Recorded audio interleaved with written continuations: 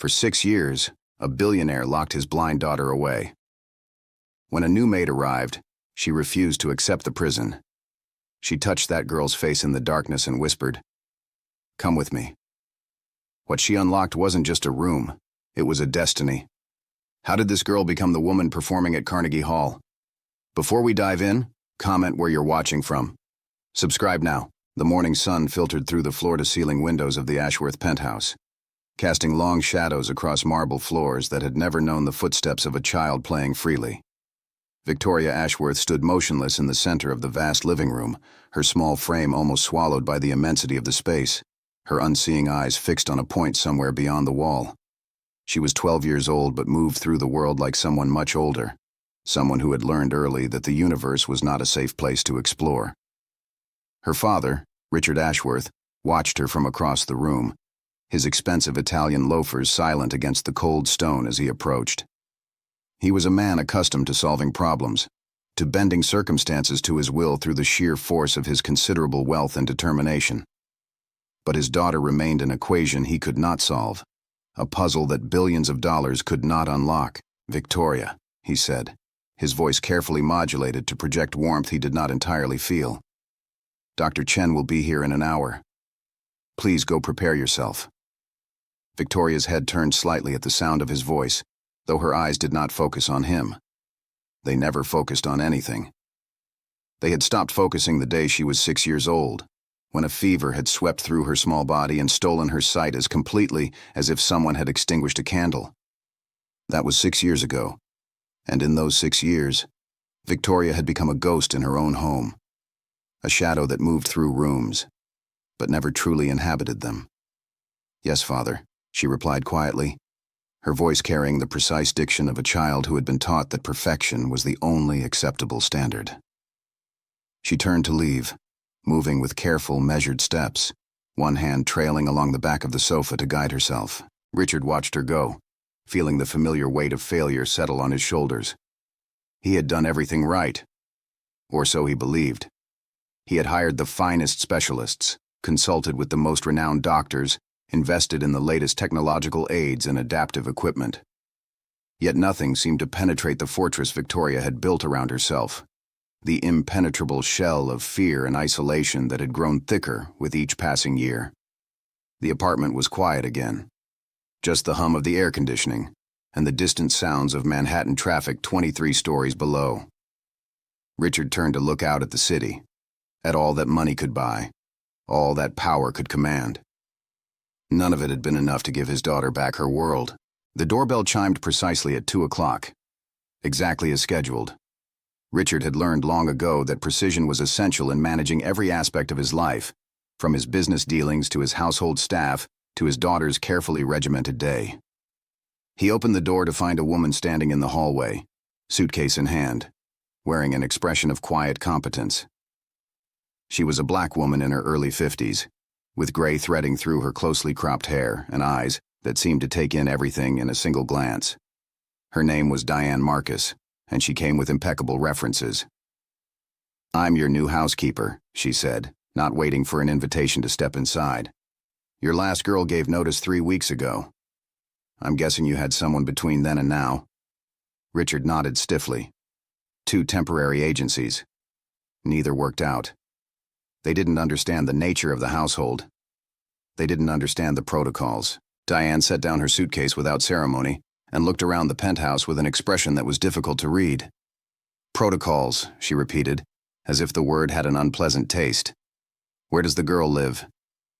"Victoria's room is on the 2nd floor," Richard explained, leading Diane toward the staircase. "She has her own suite. She prefers to keep to herself."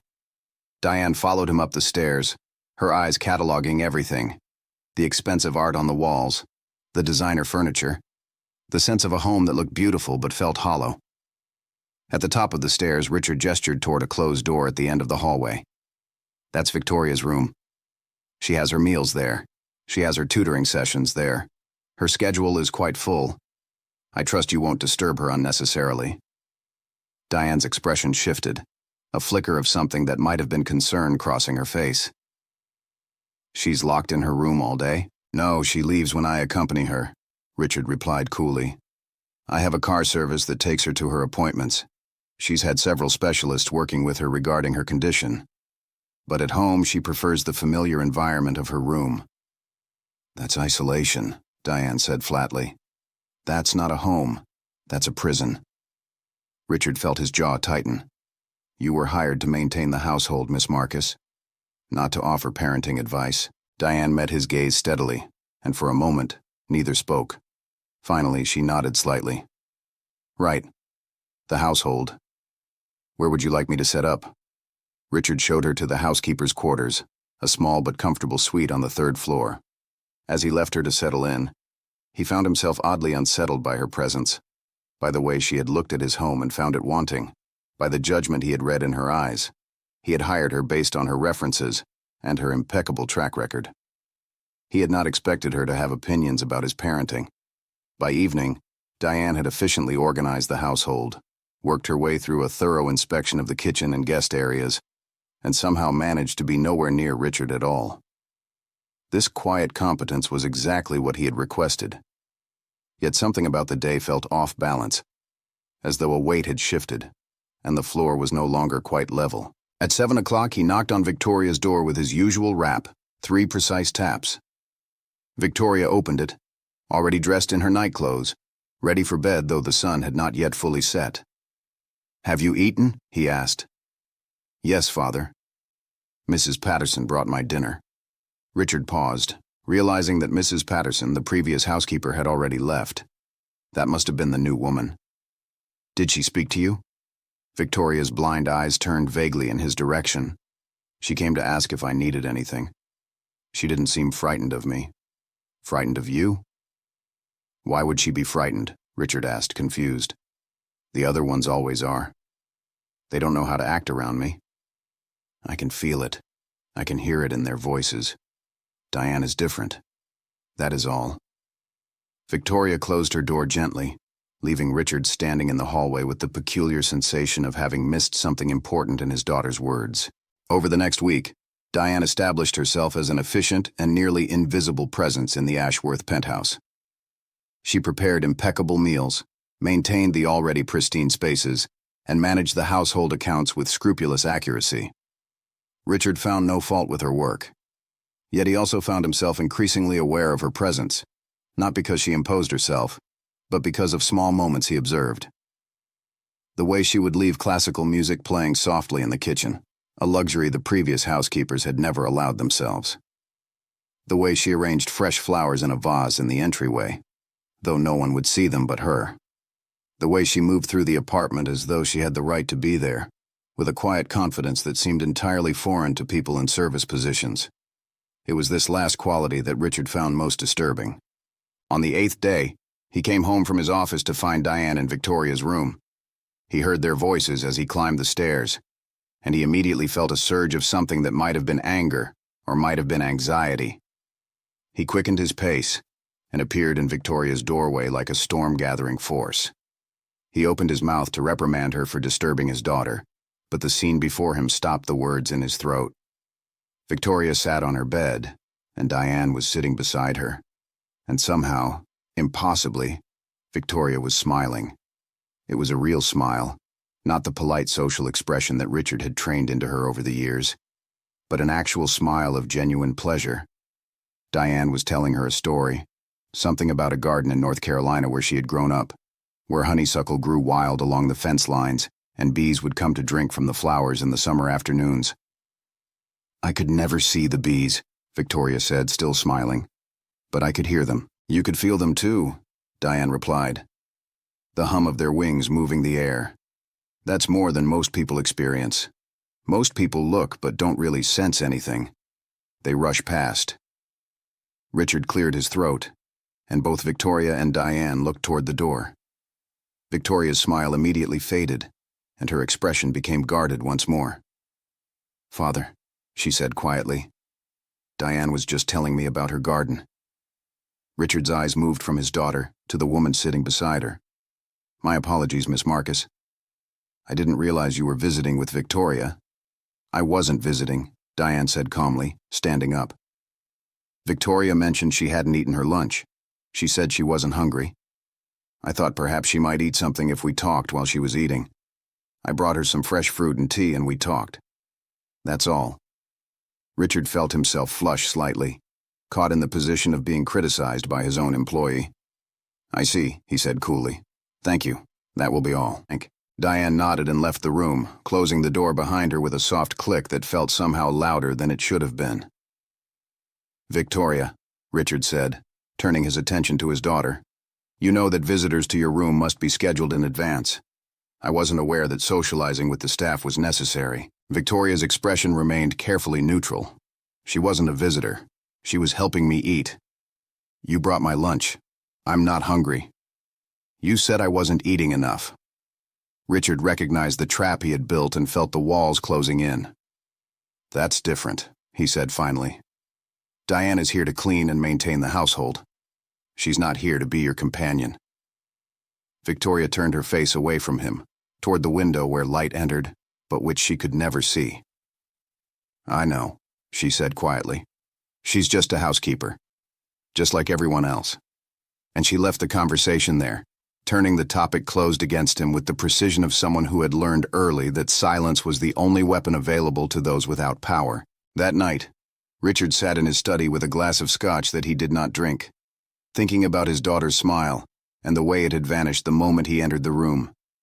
He pulled out Victoria's file, the thick folder that contained her medical history, her test results, her assessments from specialists all across the country. In bold letters at the top of the most recent report were the words that had become the center of his life. Total retinal detachment, resulting in complete blindness. Prognosis, permanent and irreversible. There were other papers in the file, too. Psychological evaluations noting significant depression, anxiety, and social withdrawal. Recommendations for ongoing therapy and social engagement. Suggestions that she might benefit from structured peer interaction. All of which Richard had dismissed, because how could his daughter interact with peers when she couldn't see? How could she go to school when she couldn't navigate a hallway without assistance? How could she have a normal life when her life would never be normal? He had made decisions, he understood now, that had seemed protective, but had actually been imprisoning. He had hired housekeepers specifically because they would leave his daughter alone, would not attempt to engage with her, would simply maintain the space around her, like a set of carefully constructed walls. He had structured her days to eliminate uncertainty, to minimize social interaction, to keep her safe from a world that had already proven itself dangerous. And in doing so, he had created exactly what Diane had named it: a prison. The next morning, Richard left for his office as he always did, at precisely 7:30, but he found himself unable to concentrate on the spreadsheets and conference calls that normally commanded his complete attention. By mid-morning, he had made a decision that felt both impulsive and necessary. He called his home. Diane answered on the second ring. Good morning, Mr. Ashworth. Is there something you need? I was wondering, he said, and his own voice sounded uncertain in his ears, whether Victoria might enjoy having lunch outside of her room today. Perhaps in the garden. There is no garden, Diane said. You have a small terrace on the roof, but I haven't seen anyone use it in the 3 years of records I reviewed when I took this position. There's furniture up there, but it looks like it's never been sat on.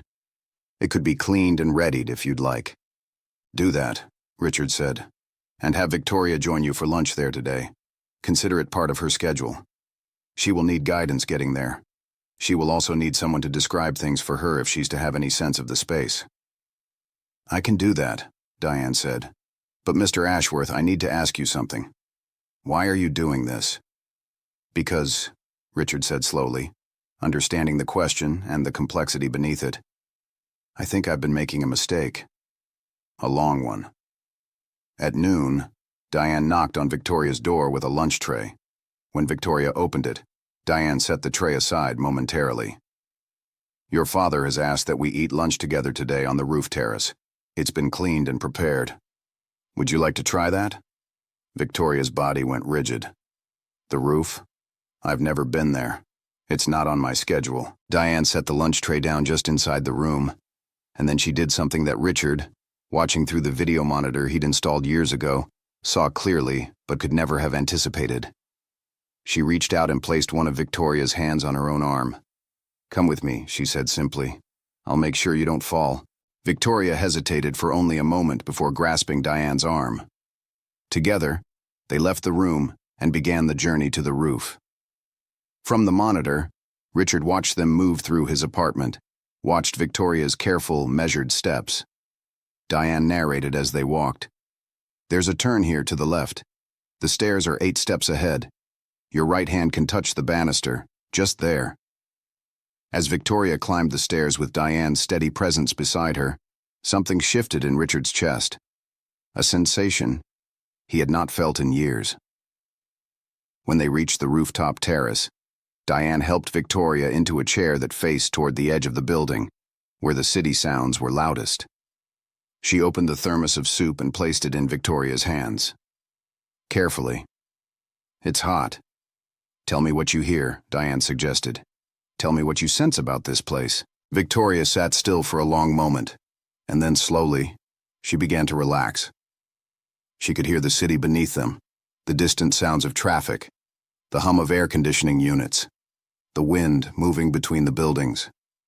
She could feel the warmth of the sun on her face, something that was rarely allowed in her climate-controlled room. She could smell the city, not just the pollution that she had imagined, but also the smell of food from the restaurants across the street, carried on the air currents. "There's something else," Diane said. "Your father had me place some flowers up here this morning. Reach to your left. They're in a vase on the small table." Victoria reached out hesitantly, and her hand found the flowers. Diane guided her fingers over the petals. "These are roses," Diane explained. "Red ones. They have a smell, a particular richness." Inhale deeply, Victoria did, and her eyes widened slightly as she registered the scent, something she had not allowed herself to truly experience in years, having dismissed flowers as merely visual objects that held no place in a world she could not see. "It's beautiful," Victoria whispered. "It's really beautiful." And as Richard watched through the monitor, he saw his daughter experiencing the world with a presence and engagement that he had never witnessed before. Diane sat across from her, eating her own lunch, and they ate in companionable silence, listening to the city breathe below them. When they finally returned to the apartment, Victoria moved differently, with a lightness that had not been there before, a subtle shift in the careful control that had characterized her movement. She thanked Diane, and the words sounded genuine rather than performative. That evening, Richard called Diane to his study. She entered with her characteristic quiet confidence, standing rather than sitting, waiting for him to speak. "That was very kind of you to take Victoria to the roof," he began. "I didn't do it to be kind," Diane replied. "I did it because your daughter has been locked away from the world for 6 years, and that's a tragedy. Not her blindness. The way you've responded to her blindness." Richard felt the accusation hang in the air between them. "I've done everything I can to keep her safe." "I know you have," Diane said, and something in her voice suggested that she understood this truth, but also that it had not been the right choice. "I had a grandson who was deaf. When he was born, everyone thought his life was over. My daughter and son-in-law were devastated. They wanted to keep him isolated, to keep him from experiencing anything that might hurt. But my grandson's teacher, this incredible woman named Ms. Chen, she told them that a life lived in fear of pain is already a kind of death. That sometimes the most loving thing we can do is allow people we care about to really live." Richard was quiet for a long moment. "Has Victoria ever been to school?" he asked. "Number. I didn't think it was feasible." "Why not?" Diane pressed. "You have resources beyond measure. You could find her a school for the blind. You could let her meet other children who have adapted to similar circumstances. You could let her understand that her life can still have meaning and connection and joy. Instead, you've created a museum piece, a beautiful, isolated artifact." "You're right," Richard said finally, and the words cost him something. "I've been wrong, and I need your help to fix it." Diane's expression softened slightly. "Then let's start by fixing what's in front of us. Tomorrow I'm going to take Victoria to the roof again, and I'm going to teach her something. I'm going to teach her that her father is trying to change, and that change is possible." Over the following weeks, a transformation began to unfold in the Ashworth penthouse. Subtle at first, but gathering momentum. Diane started taking Victoria to the roof terrace every day, and each day they would venture a little further, a little longer. She taught Victoria to navigate the space with confidence, to use a cane to feel the dimensions of the world around her, to trust her other senses in ways that had been dormant for 6 years. She brought Victoria fresh fruits and had her describe the textures and flavors, connecting her to sensory experiences beyond the carefully controlled meals that had been planned for her before. She played music in Victoria's room, different kinds, and she would talk about what the music meant, what stories it told, what emotions it evoked. Slowly, almost imperceptibly at first, Victoria began to emerge from the fortress she had built around herself. She started asking questions about Diane's life, about her childhood, about the world beyond the penthouse. She laughed, not the polite social laughter she had learned to deploy, but real laughter, genuine and unguarded. Richard, watching this transformation, found himself caught between pride and a complex grief. He was relieved to see his daughter healing, but he was also confronted with the reality of how much time had been lost, how much of her childhood had been stolen not by her blindness, but by his response to it. He began to research schools for the blind, educational programs, social organizations. He discovered that there was an entire world he had not known existed, a community of people who had adapted to blindness and created full, rich lives. He read their stories, listened to their podcasts, watched their videos, and he realized that the greatest tragedy would not be Victoria's blindness, but if he failed to allow her to become part of this community, if he allowed fear to keep her imprisoned for any longer. One afternoon, almost a month after Diane had arrived, Richard came home to find Victoria sitting on the terrace with Diane. But they were not alone. There was a young woman there, perhaps 16 years old, with the same kind of unseeing eyes that Victoria had. She was laughing at something Diane had said, and Victoria was laughing with her. Richard stopped in the doorway, startled. Diane saw him and stood. "Mr. Ashworth, this is Keisha. She goes to the Riverside School for the Blind. I hope you don't mind, but I took the liberty of inviting her over. She's in Victoria's age range, and I thought they might enjoy meeting." Richard looked at his daughter's face, at the genuine joy there, and he found himself nodding. "Of course," he said. "Please continue." As he retreated into the apartment, he heard the girls begin talking, exchanging information about their experiences with blindness, with school, with their lives. And he understood, finally, what Diane had been trying to teach him all along. His daughter did not need to be protected from the world. She needed to be freed to experience it. The Riverside School for the Blind sat on a 15-acre campus just outside the city, a sprawling complex of modern buildings surrounded by woods and gardens. The afternoon that Diane took Victoria for a tour, Richard drove them, sitting in the front seat while the two of them sat in the back, Diane pointing out various features of the campus as they drove. "This is the main building," she said as they pulled up. "There are classrooms here and administrative offices. But what's important is what's past this. There's a gymnasium and an arts center and a technology lab. And beyond that, there are hiking trails. Do you understand what I'm saying, Victoria? You could do normal things here. Not special things designed for blind people, but normal, everyday things that any student might do. Volleyball and pottery and computers and being a teenager." Victoria was quiet for a long moment. "Could I really go here? I mean, could I stay here? During the week?" She had asked the one question that Richard found most difficult. He had built his identity around being Victoria's primary caregiver, her protector. The idea of allowing her to leave the penthouse, to sleep away from home, to be in an environment where he could not monitor every interaction, filled him with a profound anxiety.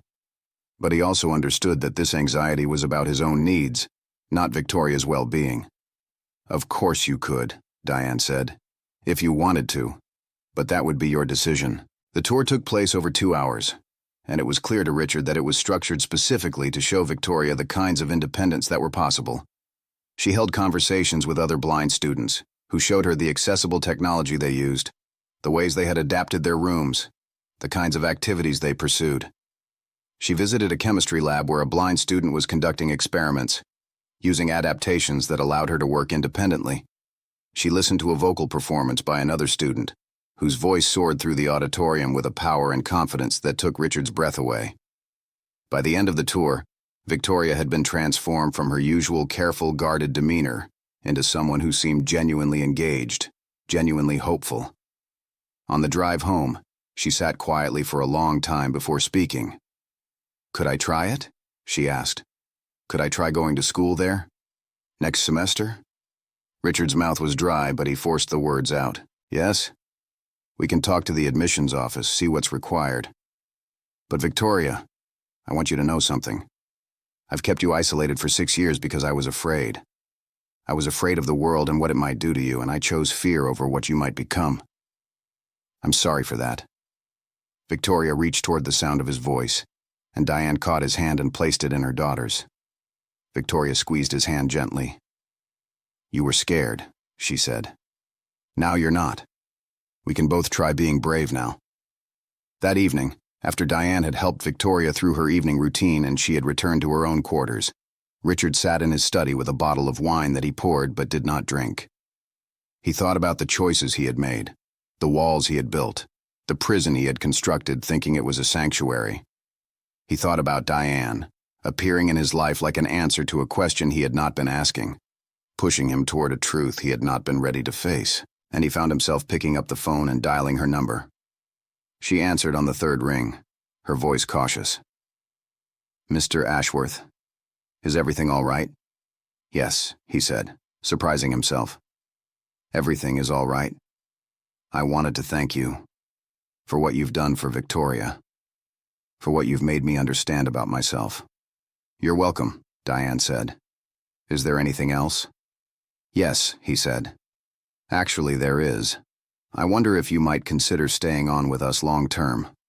Not as a housekeeper, though of course the housekeeping would continue, but as Victoria's mentor, as someone who helps her navigate not just her blindness, but her life."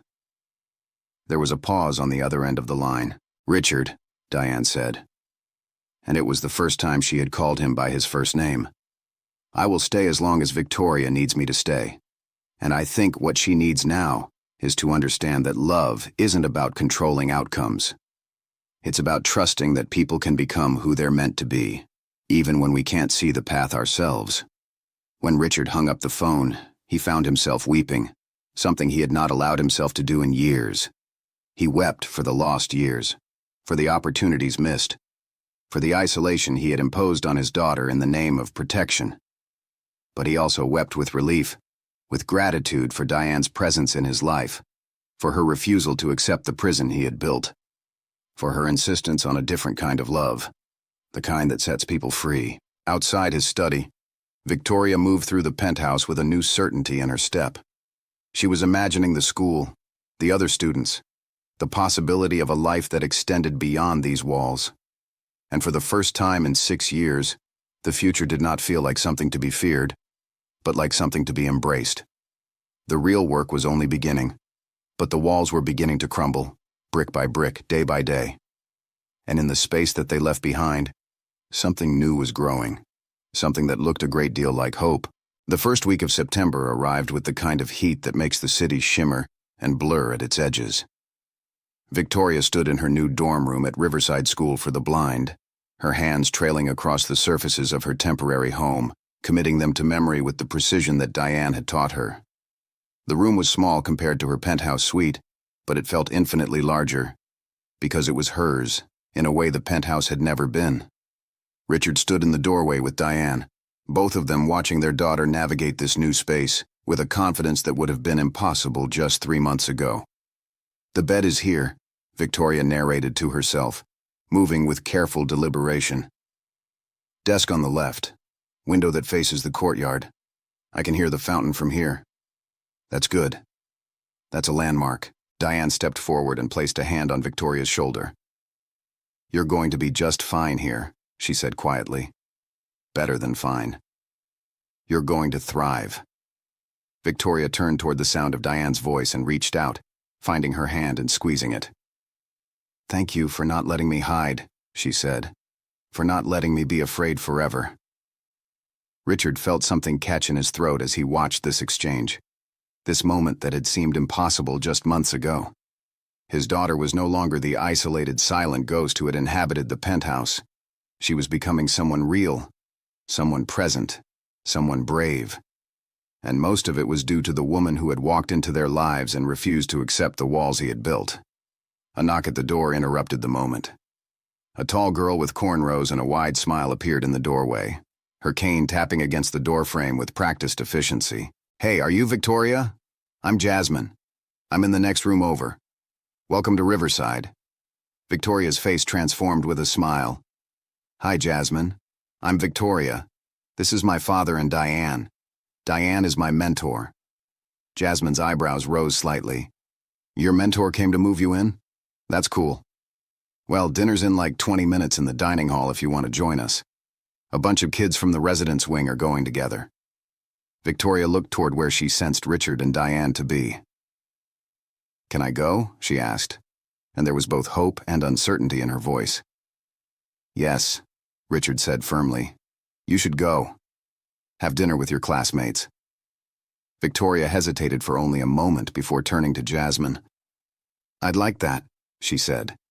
"Can you show me where?" "Of course," Jasmine said, stepping into the room. "Here, take my arm. I'll tell you about all the drama in the dining hall. Fair warning, the food is actually pretty decent, which nobody expects from a school. But the drama is the real attraction." As Victoria left with Jasmine, talking animatedly about the school, Richard felt Diane move to stand beside him in the doorway. She was smiling, but there was also something bittersweet in her expression. "She's going to be okay," Diane said. "She's going to be more than okay. She's going to have a full life." "I know," Richard replied. "And I know that's because of you. Because you wouldn't accept what I had created for her." Diane turned to look at him. "Number, it's because of her. Victoria was always capable of this. She just needed someone to believe in her enough to push back against the fear." That night, Richard and Diane drove back to the penthouse in silence. The city shifted around them as they moved through the streets, and Richard found himself thinking about how much had changed in such a short time. 3 months ago, he had been a man who believed he was protecting his daughter when he was actually imprisoning her.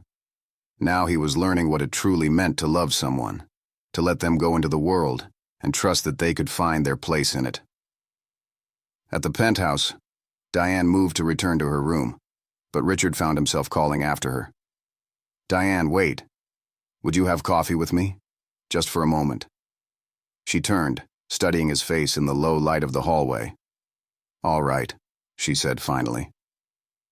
In the kitchen, Richard prepared coffee with more care than the simple task seemed to require. Diane sat at the island, watching him with an expression of amused patience. "I was thinking," he began, not looking at her directly, "about what you said. About how love isn't about controlling outcomes. About trusting people to become who they're meant to be." Diane waited, sipping her coffee. "I've spent so much of my life trying to control things," Richard continued. "My business, my home, my daughter. I thought control was the same thing as protection. But it was just fear wearing a different mask. And I realize now that you could have easily turned around and quit this job within the first week. You could have told me that my parenting was none of your business and that you were just here to clean. But instead, you took a risk. You challenged me. You saw Victoria not as a problem to be managed, but as a person to be loved." Diane set down her coffee cup. "Richard, why are you telling me this?" "Because," he said, finally meeting her eyes, "I want to know if you would consider staying on in a different capacity. Not as a housekeeper, not even as Victoria's mentor, though of course we hope you'll continue that role. I want to know if you would consider becoming a partner in this home, in helping Victoria build her life, and in helping me become the kind of man who deserves to be her father." There was a long pause. Diane's expression was unreadable. "Are you offering me a job?" she asked carefully. "I'm offering you more than that," Richard said. "I'm offering you a place, a real place, a partnership." Diane stood up from the island and walked to the window, looking out at the glittering city below. After a long moment, she turned back to face him. "I need to know that this isn't about gratitude," she said. "I need to know that this is real. Because if you're asking me to become part of this family, I'm not going to do it as a favor. I'm going to do it because I want to. Because I see something in you that you're just starting to see in yourself. The capacity to change, the willingness to be wrong, the courage to do better." "I believe I'm ready to try," Richard said quietly. "Then yes," Diane replied. "Yes, I will stay. Not as staff, as family." Over the following months, the structure of the Ashworth household underwent a transformation that went far deeper than any physical renovation could have achieved. Diane moved from the housekeeper's quarters to a suite on the second floor, near Richard's own rooms. But more importantly, she moved from being invisible support staff into the visible center of family life. Victoria came home for weekends, and the penthouse, which had felt so empty and cavernous for so long, suddenly felt full of laughter and conversation. Diane would prepare elaborate meals from her family recipes, and Richard would sit at the table and actually engage in conversation, rather than eating in isolated silence. Victoria would tell stories about her classes, about her friends, about the things she was learning and discovering about herself. The school had found that Victoria had a natural aptitude for music, particularly for composition. She spent hours in the music lab at Riverside, learning how to use assistive technology that would allow her to create and write music independently. She told Richard and Diane about a friend named Marcus, who was also blind but who had learned to surf, and about another friend named Priya, who wanted to be a lawyer despite having lost her vision as a teenager. Each story opened Richard's eyes a little more to the world he had almost kept from his daughter, the community of people who had not allowed their blindness to define the boundaries of their lives.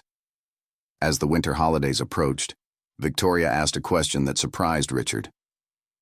"Could we do something different this year?" she asked. "Instead of just staying in the apartment, could we go somewhere?" "Where would you like to go?" Richard asked. Diane smiled, as if she had been waiting for this question. "I think Victoria should meet my family," Diane said. "My daughter, my grandchildren. If she's going to be part of our family, I want my family to know her properly." Richard felt a flutter of something that might have been nervousness, but was probably just the sensation of his world expanding yet again.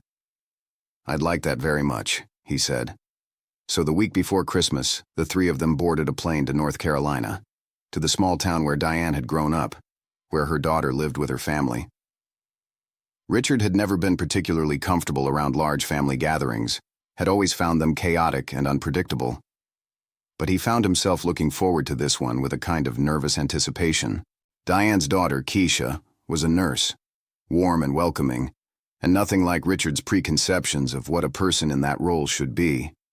Her husband, Jerome, was a high school teacher who immediately recognized Victoria's intelligence and engaged her in conversation about music and literature. Their two children, ages 8 and 6, were fascinated by Victoria and wanted to know everything about her school and her life. The house was filled with the kind of organized chaos that Richard had always avoided, with cooking happening in the kitchen while children played in the living room and several different conversations happening simultaneously. At first, he stood somewhat apart from it all, but Keisha gently pulled him into the kitchen and handed him tasks, asking his opinion on the seasoning for the collard greens, requesting his help in setting the table. By the time they sat down to dinner, Richard found himself integrated into the family in a way that felt both foreign and unexpectedly comfortable. The food was extraordinary, and the conversation ranged from the profound to the completely silly. Diane's grandchildren told terrible jokes. Jerome shared stories about his students. Keisha talked about her work at the hospital, and Victoria, sitting between Diane and one of the children, laughed and asked questions and contributed her own stories about school. When Victoria excused herself to use the bathroom, Keisha pulled Richard aside.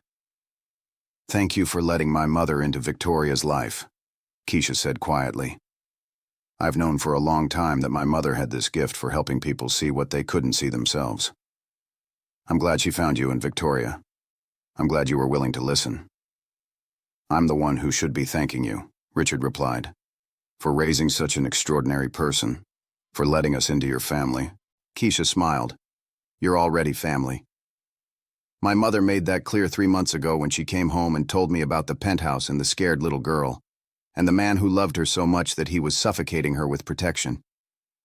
As the evening wore on, Richard stepped out onto the back porch, looking out at the dark fields beyond the house. He could hear the sound of the evening crickets, something he realized he had not taken time to truly listen to in years. The back door opened and Diane joined him, carrying 2 cups of tea. "This is nice," she said, handing him one of the cups. "It is," Richard agreed. "Thank you for bringing me here. For showing me this." "This is my world," Diane said. "This is where I come from. And now it's part of Victoria's world too. Part of yours." Richard turned to face her. "I want to ask you something, and I want you to know that this isn't coming from obligation or gratitude. This is coming from a place that's taken me months to understand and accept." He took a breath. "Diane, I love you. Not as an employee or even as a member of staff. I love you as a woman who has completely transformed my understanding of what it means to care about someone. And I'm wondering if you would marry me." Diane was quiet for a long moment, and Richard felt his heart hammering in his chest. He had not planned to ask this question tonight. The words had simply emerged, and now he was terrified of what her answer might be.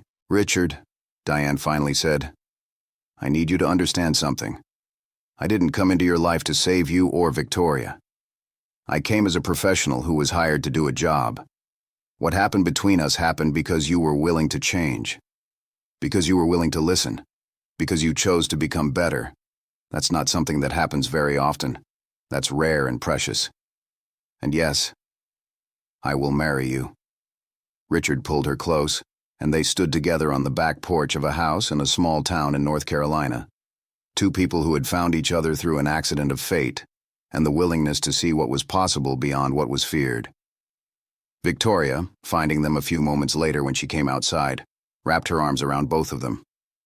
"You're getting married?" she asked, sensing the shift in the energy between them. "We are," Richard confirmed. "If that's all right with you."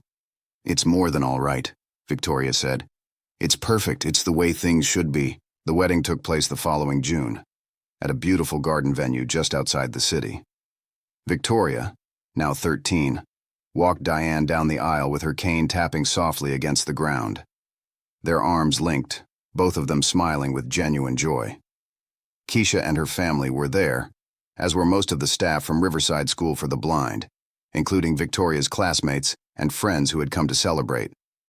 Dr. Chen, the principal of Riverside, gave a speech about the power of community and acceptance.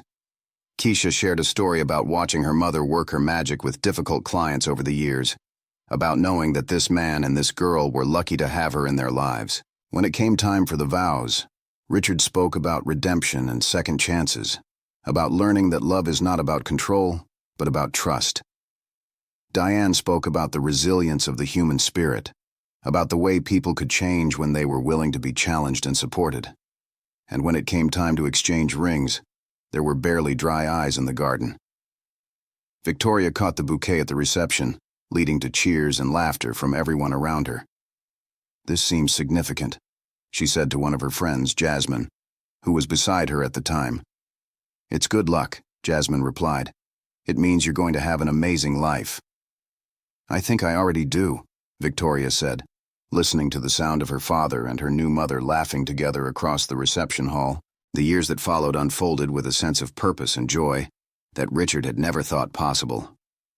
Victoria continued at Riverside School, excelling not just academically but socially. She formed deep friendships, joined the school choir, began composing original music that her teachers said showed real promise. She went on school trips, attended concerts, participated in adapted sports programs. She learned to navigate the city independently using her cane, and later, with the help of a service dog named Mozart, whose training had been funded by Richard. Diane established herself as an advocate for blind and visually impaired young people, using her skills and experience to mentor other teenagers in transition. She worked with schools and families to help them understand that blindness did not define capability, that with the right support and resources, blind individuals could live full, independent lives. Richard, transformed by his experiences with Victoria and Diane, began to shift his business focus. He had always been in the finance sector, but he began to invest heavily in adaptive technology companies, in organizations that supported disabled individuals, in schools and programs that were creating opportunities for people who had been historically marginalized. He also did something that surprised many of his business associates. He established the Victoria Ashworth Foundation, named after his daughter, which provided scholarships and support services for blind and visually impaired students pursuing higher education. The foundation's mission was simple: to ensure that no family would ever feel forced to choose between hope and safety, between protection and independence. On Victoria's 18th birthday, she was offered a full scholarship to Berklee College of Music, one of the most prestigious music schools in the country. The scholarship came with housing accommodations and disability support services that had been specifically designed to meet her needs. "Do you remember when you were afraid of everything?" Diane asked. "I remember," Victoria said. "I remember not wanting to leave my room, not wanting to meet people, thinking that being blind meant my life was over. And now I know better. I know that being blind is just one part of who I am. And I know that the scariest thing wasn't my blindness. It was the isolation. It was being alone with my fear. Once you pushed me to face that, once you helped me understand that I could do hard things, everything changed." Diane smiled.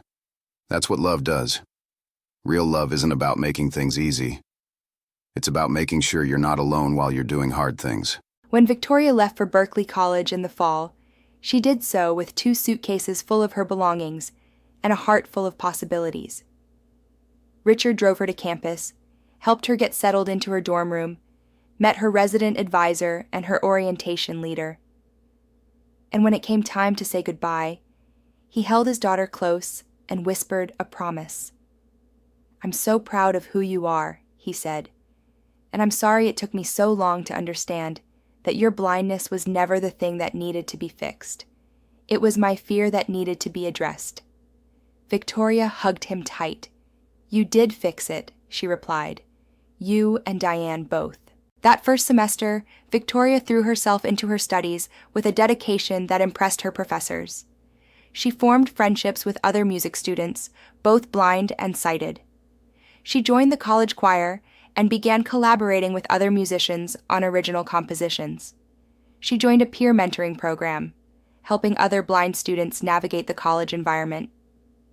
She also came home every few weeks, the penthouse becoming a touchstone that was important not because she needed to be there, but because it was a place where she had learned what love actually meant. One weekend in December, Victoria came home and announced that she had written a composition and wanted to perform it for Richard and Diane. She had Richard and Diane sit in the living room, and she took position at the grand piano that she had learned to navigate with absolute precision. And then she began to play. The piece was called Emerging Light, and it told the story of a girl who had been lost in darkness, who had learned to navigate that darkness not by being given sight, but by being given courage. It spoke of walls that had been built with love, but had needed to come down. It spoke of a hand reaching out in the darkness and saying, "Come with me, I'll make sure you don't fall." It spoke of connection and trust, and the transformative power of being seen for who you truly are. When Victoria finished playing, there was silence in the penthouse. Richard was weeping openly, tears streaming down his face. Diane was also crying, her hand over her mouth. "That was the most beautiful thing I've ever heard," Richard finally said. "It's about you," Victoria said, turning on the piano bench to face where she sensed them to be. "It's about both of you. It's about how you changed me, how you loved me in the way I needed to be loved." Diane stood and embraced Victoria, holding her close. "You have such gifts," Diane said. "You have so much to give the world. Never stop believing that." The years continued to unfold with a sense of grace and purpose that had once seemed impossible. Victoria graduated from Berklee with honors, with a degree in music composition, and a portfolio of original work that had caught the attention of major recording artists and producers. She signed with a record label and released her first album of instrumental compositions when she was 23 years old. The album received critical acclaim, with reviewers noting the emotional depth and the sense of lived experience that infused every piece. But what mattered more to Victoria than the critical success was the impact her music had on other blind and visually impaired individuals, who told her that her work had changed how they saw themselves and their possibilities. She received letters from young blind people who had listened to her music and decided to pursue their own dreams instead of accepting limitations that had been imposed on them by others' fear. At the age of 25, Victoria was invited to perform at Carnegie Hall. It was a dream she had not even allowed herself to imagine during those dark years in the penthouse. When she took the stage, wearing a dress that Diane had helped her choose, and sat down at the piano to perform her compositions, before a sold-out crowd, Richard and Diane sat in the front row, holding each other's hands. As the first notes filled the concert hall, Richard found himself thinking back to that young girl who had stood motionless in the center of the penthouse, her unseeing eyes fixed on nothing, her voice barely more than a whisper. He thought about the journey that had brought them all to this moment, the choices that had needed to be made, the walls that had needed to come down. When the performance ended, the audience rose to their feet in a standing ovation that lasted for 5 minutes. Victoria stood at the edge of the stage, tears flowing down her face, overwhelmed by the response. And when she found Richard and Diane in the crowd, she pointed directly at them, as if to acknowledge that none of this would have been possible without their love, their willingness to believe in her, their refusal to accept the limitations that fear had tried to impose. After the concert, at the reception hall where supporters and admirers gathered to celebrate, a young woman approached Victoria. She was perhaps 17, and she was clearly blind, using a white cane to navigate the space. "I wanted to meet you," the young woman said. "I'm Hannah. I became blind 3 years ago in an accident. And when I became blind, my parents did what your father did. They tried to protect me by keeping me isolated. But then I heard your music, and I listened to your story, and I realized that my blindness didn't have to be the end of my life. It could be just the beginning of a different kind of life. So I asked my parents to send me to a school like Riverside. And I'm auditioning for music programs next year, and it's because of you." Victoria embraced Hannah without hesitation, and Richard, watching from across the room with Diane, felt something settle in his chest. He had spent years being afraid that he had broken something in his daughter that could never be fixed. But looking at the young woman Victoria had become, at the way she was lifting others up, at the legacy she was creating simply by refusing to accept the boundaries that fear had tried to impose on her, he understood that nothing had been broken. Instead, everything had been transformed. Everything had been healed. That night, after everyone had left the reception, Richard and Diane walked Victoria to her car, where a car service was waiting to take her back to her apartment in the city. She had moved out on her own at 22, living independently and managing her own affairs with a combination of technology and the adaptive strategies Diane had taught her. "You're going to keep changing the world, aren't you?" Diane said as they embraced goodbye. "I'm going to try," Victoria replied, "but I couldn't have become who I am without you, without your refusal to let me hide, without your belief that I could do more than just survive. You set me free. You taught me what it meant to really live." When Victoria's car had driven away, Richard and Diane walked home through the city streets, their hands linked, their steps in sync. "Do you ever regret it?" Richard asked. "Staying on with us? Becoming part of this family?" "Not for a single moment," Diane replied. "Every time I see Victoria performing, every time I get an email from a young blind person whose life has been changed because they heard your daughter's music, I know that I made exactly the right choice. Love isn't about finding someone perfect. It's about finding someone willing to change. And you were willing, Richard. You were willing to see that you were wrong, and you were willing to do the hard work of becoming better." They walked in silence for a few moments before Richard spoke again. "I was thinking," he said, "that maybe we could travel next year, after Victoria finishes her tour. Maybe go to Europe, or Africa, or just somewhere neither of us has been. Maybe we could start thinking about the next chapter of our lives." Diane looked up at him, and her face was radiant with possibility. "I like that idea," she said.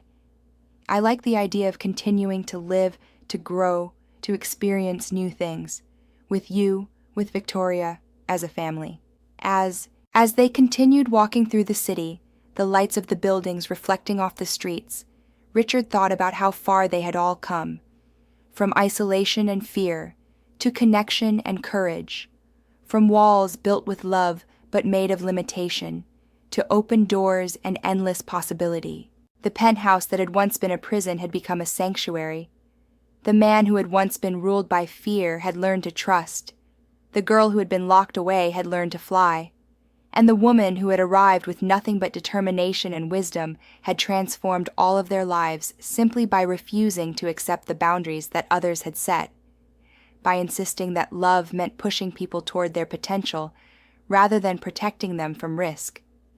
Years later, when Victoria was asked in interviews about her journey, about how she had overcome her blindness to achieve such success, she would always say the same thing.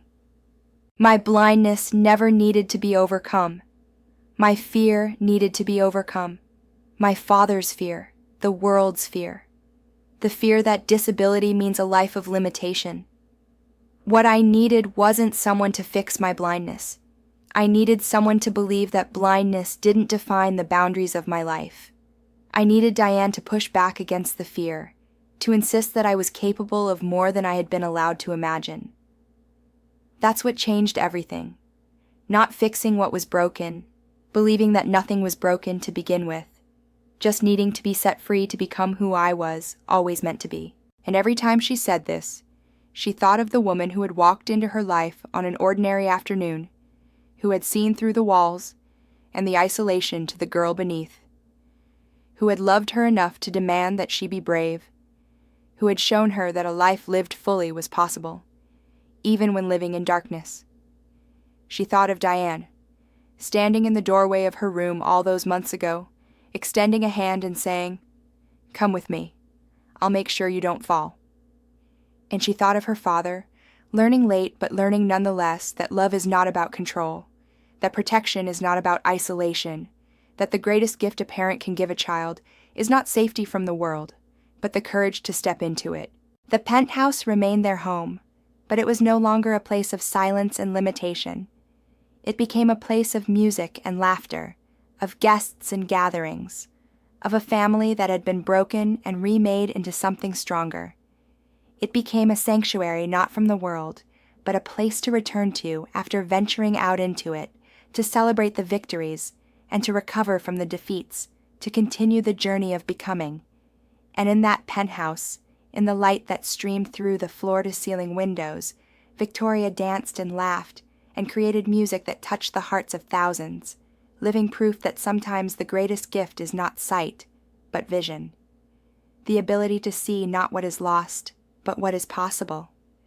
Not to see barriers, but to imagine ways around them. Not to fear the darkness, but to learn to navigate it with courage and grace. That was the legacy of Diane Marcus. That was the transformation of Richard Ashworth. That was the triumph of Victoria, who had learned not to be blind to her possibilities, but to be blind to the limitations that fear had tried to impose upon her.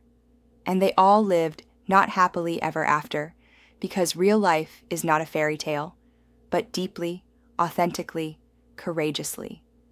And that, in the end, was far more beautiful than any happy ending could ever be.